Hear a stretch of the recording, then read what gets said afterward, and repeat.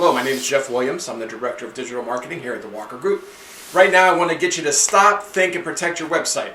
How to make a website more secure. 7 tips that you can't afford to ignore. So let me start off just by saying a hacking attack occurs every 39 seconds in the US.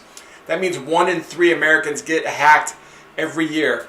And there's things that you can do to help protect yourself. You don't want to leave the front door open. You need to secure your website, which means putting protection in place to keep out the hackers, the bugs, and the online nasties. Otherwise, your data could be at risk. Your website could crash.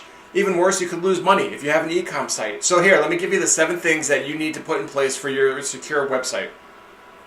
Number 1, install an SSL certificate.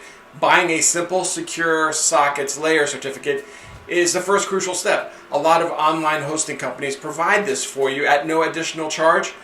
Some do charge you for it. So if they do, and there's a challenge with that, please don't hesitate to reach out to us. We'd be happy to host your website and even have the conversation to try and get it up to a more secure platform. The other thing to do is use anti-malware software. Scan, prevent malicious attacks. Having that anti-malware software is a great first step.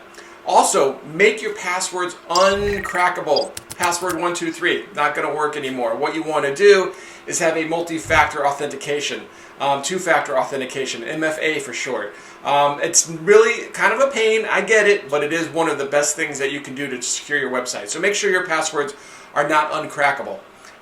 Next thing, keep your website up to date. We're talking about code. Code does depreciate over time. So make sure that your developer is updating their code and their plugins and all of those things as well, because if you don't do that, that's going to open up a backdoor and that could make you vulnerable to some sort of hack. Also, talking about hackers, don't help them.